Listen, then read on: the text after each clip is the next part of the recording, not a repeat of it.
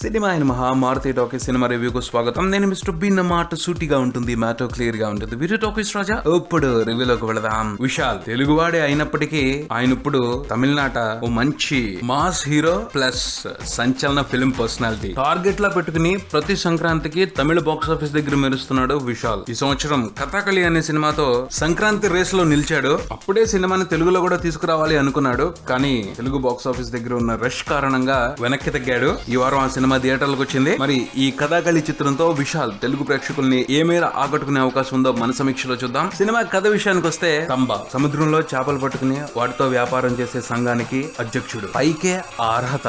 Internal గా తంబా ఓ cunning fellow, ఆ పైన రౌడీ. తన రౌడీజం తోనూ కన్నింగ్ చేష్టలతోనూ కావాల్సినంత మంది శత్రువుల్ని ఏర్పరచుకున్నాడు. ఓ రోజు తంబాపై అటాక్ జరిగింది. ఎవరు అటాక్ చేశారు అన్నదానికి సంబంధించి మొత్తం ఊరే అల్లకొల్లోలం అయిపోద్ది. ఆ తర్వాత పరిస్థితులు ఓ వ్యక్తిని ముద్దాయిగా చూపెడతాయి. అతనే హీరో. కానీ మనోడేమో అమాయకుడు. అసలు ఓ 4 సంవత్సరాల తర్వాత విదేశాల నుంచి ఆ ఊరికి వచ్చింది అప్పుడే. అయినా అతని మీద ఎందుకు అనుమానపడాల్సి వచ్చింది? అసలు ఇంతకీ తంబాపై అటాక్ చేసింది ఎవరు? ఈ ప్రశ్నలకి సమాధానమే సినిమా మిగిలిన కదా. విశ్లేషణ విషయానికి వస్తే, కథాకళి అని పేరు పెట్టారు కదా అని కథాకళి డాన్స్ కి ఈ సినిమా కథకి ఏదైనా సంబంధం ఉంది అనుకుంటారేమో. అలాంటిదేం లేదు. కనీసం ఈ సినిమాలో ఉన్న చిన్న పాత్రకు కూడా కథాకళి డాన్స్ తో సంబంధం లేదు. పోతే విలన్ బ్యాచ్ పరిస్థితులు హీరోతోనూ, హీరో పరిస్థితులు విలన్ బ్యాచ్ తోనూ కథాకళి ఆడుకుంటారు అనమాట. అంతే. బేసిక్ గా ఈ సినిమా మిస్టరీ థ్రిల్లర్. తంబా అనే పెద్ద రౌడీ మీద అటాక్ జరిగింది. ఆ అటాక్ చేసింది ఎవరు? చాలా మంది మీద అనుమానాలు ఉన్నాయి. ప్రతి ఒక్కడు చేసేయడానికి అవకాశం ఉంది, కానీ అసలు అటాక్ చేసింది ఎవరో తేల్చాలి. అదే సినిమా. పాయింట్ వరకు సూపర్ అనే చెప్పాలి.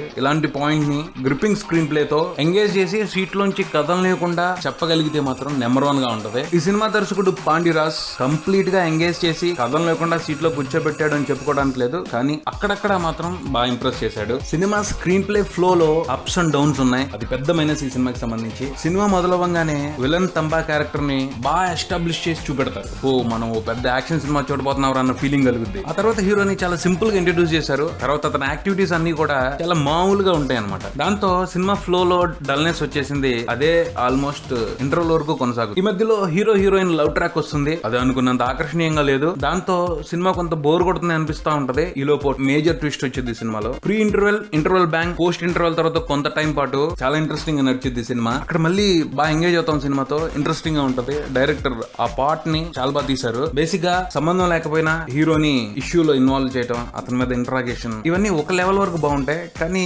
కంప్లీట్ సెకండ్ హాఫ్ మొత్తం కూడా దాన్నే ట్రాక్ చేసుకుంటూ వచ్చారు. ఆ పైన మిస్టరీని డైరెక్టర్ రివీల్ చేసుకుంటూ వచ్చే విధానం కూడా థ్రిల్ చేసేలా లేదు. క్లైమాక్స్ లో వచ్చే ట్విస్ట్ మాత్రం బాగుంది అనిపించింది, కానీ ఓవరాల్ గా సినిమా మీద అయితే మంచి ఫీలింగ్ అయితే కలగదు. బేసిక్ గా విశాల్ సినిమా అంటే ఎంగేజింగ్ స్క్రీన్ ప్లే తో పాటు భారీ యాక్షన్ ఎపిసోడ్స్ కూడా ఎక్స్పెక్ట్ చేస్తారు ఆయన్ని ఆదరించే ప్రేక్షకులు. ఈ సినిమాలో హీరోయిజాన్ని ఎలివేట్ చేసే యాక్షన్ కి చాలా తక్కువ స్కోప్ ఇచ్చారు. ఆ పైన మంచి పాటలు కూడా సినిమాలో లేవు. అలాంటి సిచ్యువేషన్ లో ఈ సినిమా కనుక తెలుగు ప్రేక్షకుల్ని మెప్పించగలిగితే మిరాకిల్ అవుతుంది. చూద్దాం మరి విశాల్ అండ్ టీమ్ కథాకళి సినిమాతో అటువంటి మిరాకిల్ ఏదైనా చేస్తారేమో. సాంకేతికంగా అన్ని విభాగాలు మంచి పనితనాన్ని కనబరిచాయి. దర్శకుడు పాండిరాజ్ కూడా చక్కటి డైరెక్టోరియల్ విలువల్ని సినిమాలో చూపెట్టారు. కాకపోతే ఆయన రాసుకున్న కథ తెలుగు ప్రేక్షకుల్ని మెప్పించే అవకాశం చాలా తక్కువగా ఉంది. నటీనటుల అభినయ విషయానికి వస్తే, విశాల్ తన శైలిలో ఆకట్టుకునే ప్రయత్నం చేశాడు. కొత్తగా అయితే కనిపించలేదు, ఎప్పట్లానే ఉన్నాడు. క్యాథరిన్ చిన్న రోల్ లో కనిపించింది, పర్వాలేదు అనిపించింది. కొత్త ఈ సినిమాలో తంబాగా నటించిన తెలుగువాడు మధుసూదన్ రావు మరోసారి ఆకట్టుకున్నారు. చాలా బాగా చేశారు. హైలైట్ అని చెప్పుకోవాలి ఈ సినిమాకి ఆ రోల్. వీళ్ళు కాకుండా సినిమాలో కనిపించిన మిగతా నటీనటులందరూ కూడా వారి పాత్రతో కూడా బాగానే చేశారు. మొత్తంగా